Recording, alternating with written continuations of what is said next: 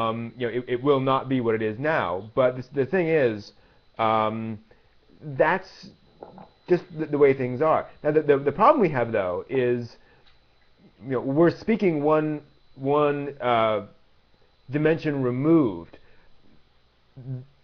The Japanese creators in Japan don't need to make more fans. Yeah. They've got plenty of folks willing to shell out, $80 a disc for K-On! So that's not an issue for them.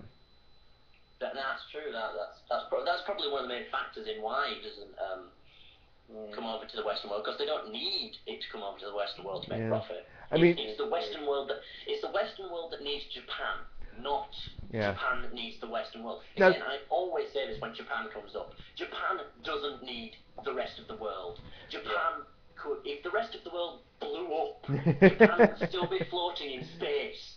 Yes. Well, actually, they would probably have launched their giant robots to defend themselves anyway. And if that fails, according to, of course, the title of this podcast itself, True. The main characters will then go on a ship to Otaku Land. Exactly. We all have our plans. The other thing, though, which will be interesting to see, and I think what's happened, this is an interesting point that you guys have brought up, is that they did need us, a decade ago.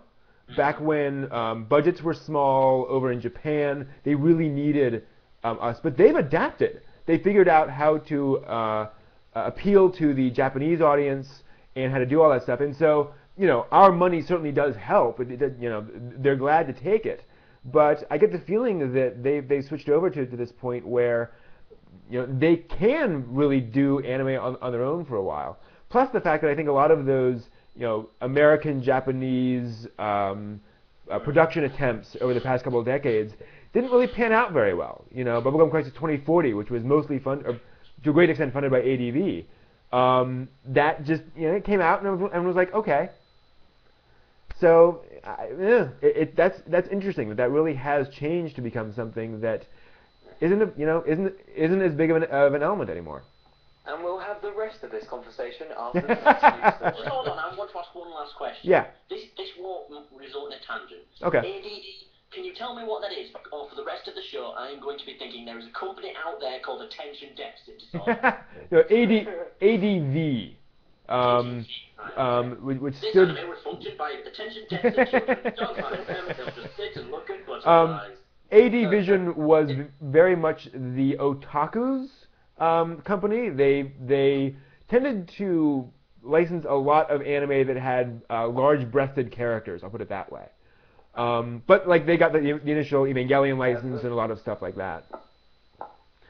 Okay, right, sorry, I just had to ask that question. No, yeah, again, I would have thought the whole company was called Attention Deficit Disorder. This episode of surprise me. Death Note was written by children. Kira, I will butterfly. Yeah, that's too true. Do you think Ryuk likes apples because they're fruity, or because they're seedy? Okay. Good point. He mentions both. Sorry. Okay. Go on. I'm so confused. Okay. Actually, for those of you who are now inspired to make manga and want to improve the world, Yen Press is now seeking new talent submissions. So if you've got an idea for a manga, submit by January 3rd, 2011. They're looking for a 32-page comic art submission, and anyone who qualifies will be considered for a contract with publication in Yen Press. What? So you can't just write an idea. It has to have art. It has to have art. Right, then I can't do anything because I can't draw for sugar. I'm dyspraxic, so that makes me happy. I have some really good artist friends, but they're expensive. So. They're not very good friends, then, yeah. are they? No, they're very good friends. They know the value of their work, and it's like, this does take me 9 hours to draw. I'm not going to do it for free. Yeah. Like, That's fair like enough. me saying I have a couple of friends. Spy. They're rather expensive. True. Anyone who gets that reference, I adore you. So go over to yenpress.com/new-talent-search. They couldn't make it all one word. For more information on that, if you want to submit something to Yen Press. Yen Press does do really, really high quality stuff. I love the stuff they license. Do you think my shelf is Yen Press now? I yen price. Yeah. Do you think they'll accept entrants from what's that new DS game called that you can import from Japan? Let's Go Manga Card Interesting. Jashinira or Yeah. something. Yeah. Can you send the output of a program? Huh. Apparently it's a really good tool for manga. So That's a good point. Actually, I lucked out. I was at a conference recently, and I picked up Animation Master, which is what, if any of you have seen Magical Play, which I'm sure nobody has, there's a CGI sequence in there. You have? yeah. Woo! The CGI sequence in that was done using the software, and that was years and years ago. And so they have a really nice cell shading tool, and I thought it'd be really interesting if somebody took that and just made a manga with CGI rendered out to flat images. Borderlands, the manga, coming soon. There we go. Who knows? Borderlands is immense. Actually, I'll add Borderlands to the list. That'd be pretty good if it was kind of a more mainstream American type manga. Something like Afro Samurai. There we go. Yeah, that'd be interesting. Sure. I think he could do better with a short anime film, like Dante's Inferno or... Yeah. Oh, that was a brutal film. How about on DVD? Brutal. It would definitely do better than that because, I know I'm mentioning it again, but people asked, does World of Warcraft have a story? Well, if World of Warcraft doesn't have a story, then Borderlands is just pictures. Borderlands has no story at all, so how could it be a manga series? Borderlands is... basically, it's just about a load of guys who run around, shoot things, realise, holy crap, I've got 3 billion guns to get, grab more, and then go, I leveled up, I'm going to get a turret, and then it's basically going to go like that, and then, they could just blatantly steal a joke. Exactly, and that would be a good film. Well, but... It would be a good 1.5-hour film, but it wouldn't be a good, 12-hour worth. Well, do the legalization thing. They'll make up a story. They can invent. Look at Gungrave. I mean, that was a video game that had very little behind it, and you get this 26-episode mob epic in the anime, which is like ridiculous. Well, sorry I'm mentioning video games and anime again. Just to go on a slightly different tangent, I am really surprised that Silent Hill doesn't have an anime. True. That is shocking. That is something that should have an anime. That's not something that, I'm saying as a fan should have an anime. That is something like, the thought of how well that would sell, it should have an anime. By standards of progression, story, art style, the fan base, how much the games earn, I suspect it should be an anime. There's more going on there. I'm betting, the licensing fee is ridiculously high or something. They gotta have folks knocking on their door. Have recorded Resident Evil to have 2 CG films. True. And reasonably okay ones at that. Yeah, it's strange. I don't know what's going on there. I've only seen one of the Resident Evil anime films. I mean, it wasn't bad. I mean, I'm not complaining. It's just, for a Resident Evil film, there wasn't enough. I mean, I don't want to sound like a bit of a, ooh, I like blood, but there wasn't enough gore. It's a Resident Evil film. I mean, come on. Yeah. Yeah. I mean, they had the really out there monster, the dude with the tentacles coming out of his hands and a giant eyeball for a shoulder. Yeah, you've got to be careful because you'd make that into an anime and you suddenly get a billion little, we'll call them fanimations, but they're a bit further than that with the whole tentacle things from Gal Guns. But yeah, it just didn't have the traditional Resident Evil foil, I can't talk properly, feel, other than the fact that it had a weird monster at the end. Yeah, that, I don't know. I don't know why they do. Well, and, fair point too. I'm kind of actually glad that they're just, the studios are making original stuff. We can have original stuff as opposed to remakes. I don't know. Well, I never trust original stuff these days because I always say when originality comes up, the well of originality is gone. It's now about doing old stories originally. I'm not saying like redoing King Kong, but like taking an old concept like mechas and doing it originally. Which some people have done. I've seen some really, but like. I don't know if it was a manga, an anime, or a book, but a kid got a mecha and he used it for mundane tasks. Huh. There was no fighting. I think there was a fight every 4 episodes. Okay.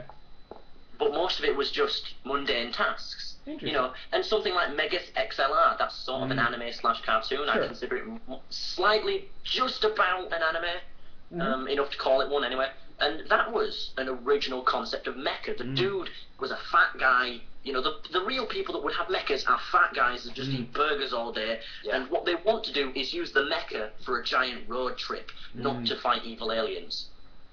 Definitely. And that's why that's what they should be doing. I mean, granted, Megas XLR is not a good example because it got cut, but you know they need to be doing stuff like this, doing something unoriginal in an original way. Well, you know, we've got. Well, I know this may sound like a really weird link, but the latest episode of Panty and Stocking with Garter Belt has done Transformers phenomenally original. Really? It is amazing how brilliant a translation they have made between both making fun of Transformers and just loving the damn thing, and it is so brilliantly kind of original, yet you know this still feels like Transformers. Like it has the sort of has really simple, like this plot structure's exactly the same. It's just with Panty and Stocking, it is so brilliant, and you know anyone who wants to see someone like kind of like that done a bit right. Well, it depends what you call right, because a lot of people would consider it wrong. Well, a bit worried about Panty and Stocking and Garter Belt, because some people think it goes too far, some people think it doesn't, some people think it's just a good Mickey take of American anime, and there's a good debate about whether I call it the Marmite anime. It's loved or hated. Ah, well put. Yes. Yeah, that's.